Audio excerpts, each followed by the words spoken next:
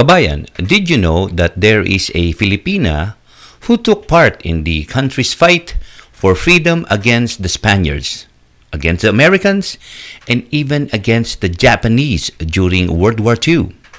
So, who is she? Let's talk about her and her contribution to Philippine history here in Parkland Filipino Hours Pinoy Flashback.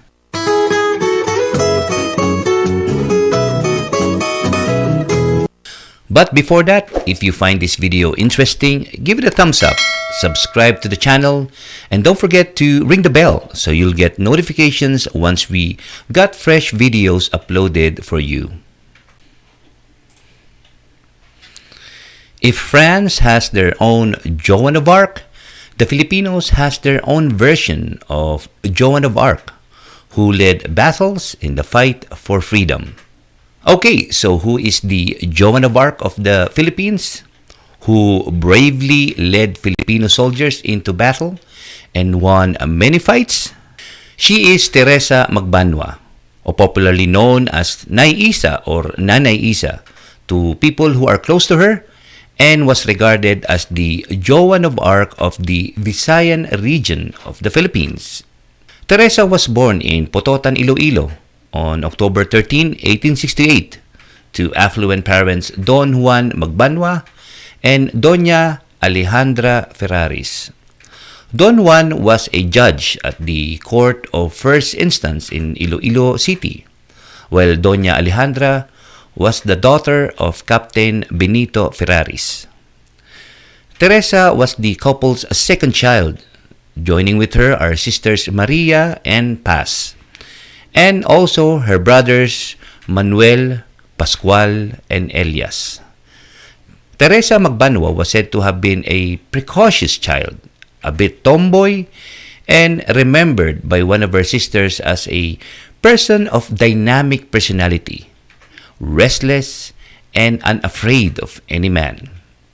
Teresa studied teaching in college, first at the Colegio de San Jose in Jaro, Iloilo, that is in 1885, and later in Manila, where she studied at 3 different girls' schools, that is the Colegio de Santa Rosa in 1898, in Santa Catalina College in 1886, and Colegio de Doña Cecilia, where she earned a teaching certificate in 1894.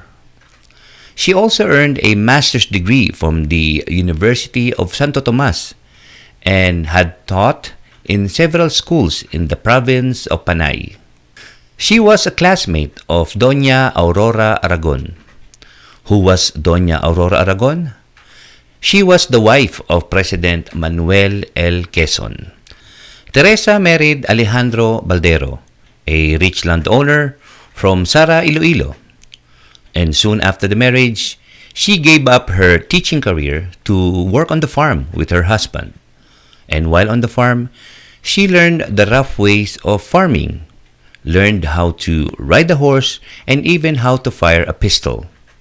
Around that time, the Philippine Revolution has just started, and 2 of her brothers joined the Revolutionary Army, where they become officers, that is Pascual and Elias. When the war against the Spanish colonizers broke out, Teresa, who was just 28 years old around that time, joined the revolutionary forces of the Katipunan under the guidance of her uncle General Perfecto Poblador, who enlisted her in the army. When the war broke out at her home province of Iloilo in 1898, she, along with her 2 brothers, led the Katipuneros into battle. Although the Katipunan around that time largely excluded women from being active in fighting, but instead recognized the role of women to care for the children, care for the old, and the sick during the war. While Teresa wanted to continue to help out the war effort, her husband Alejandro was against it.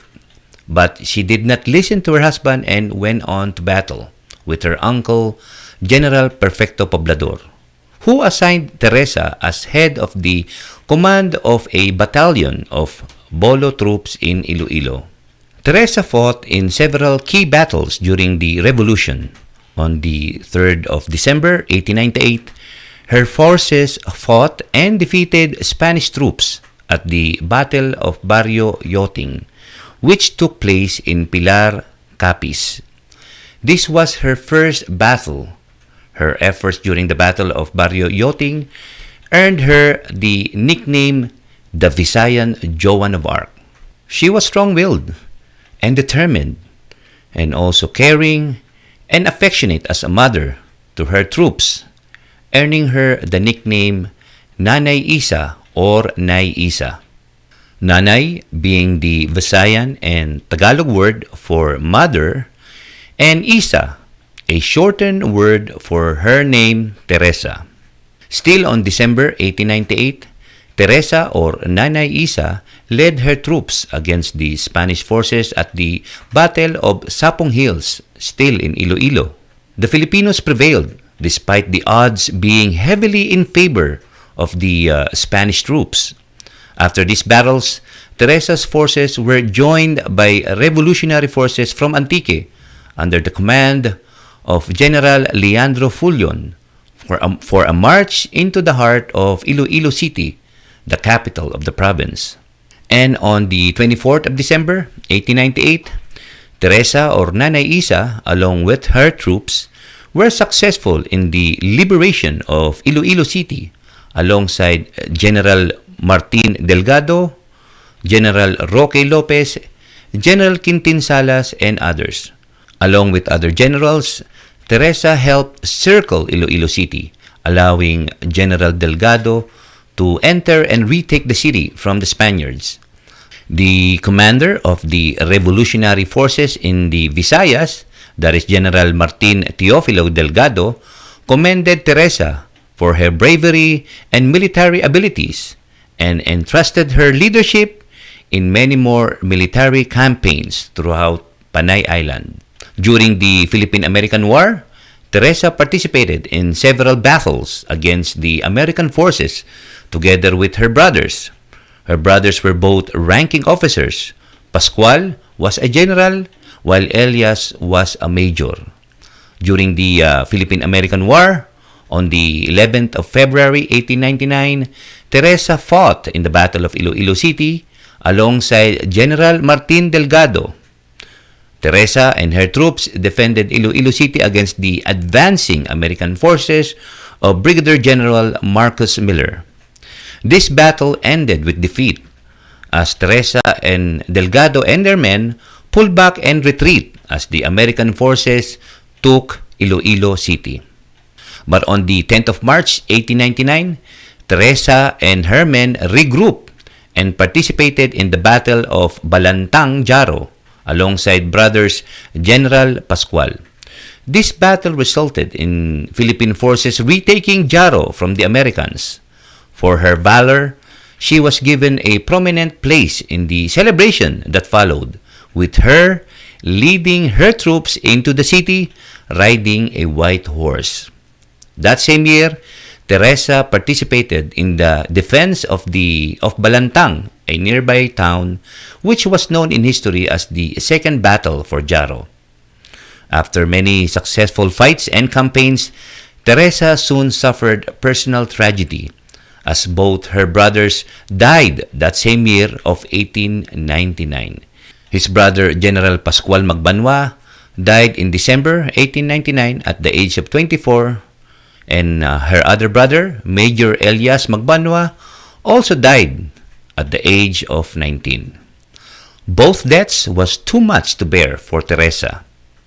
In 1900, while she was training her men at Santa Barbara, a town close to Iloilo City, war broke out and the town fell into the hands of the Americans. Teresa and her troops surrendered to the American forces, where she eventually settled quietly and returned to farming. During the Japanese invasion of the Philippines in World War II, Teresa was not an active fighter during those times, but she did what she could to help out the Filipino resistance during the Japanese occupation of the Philippines. Though Teresa was old at the time, There is little doubt that if she had been younger, she would have been the first to take her horse and lead men into battle. Shortly after the outbreak of World War II, her husband Alejandro Balderas died. Teresa sold her property in Iloilo to help finance the Filipino guerrillas at that time. She provided constant financial support to the guerrilla movement, and in her small ways and sacrifices, it was still instrumental in encouraging and in helping Filipinos fight and resist the Japanese, the third foreign invader of the land. Her marriage to Alejandro did not produce any offspring, and after the end of the World War II, as a widow, Teresa moved to Mindanao, where she lived with her sister Maria in Pagadian, Zamboanga del Sur. She died in August 1947. That's it for me. If you like this video, give it a thumbs up, subscribe to my channel, and leave a comment. I would love to hear from you. But until then, stay safe.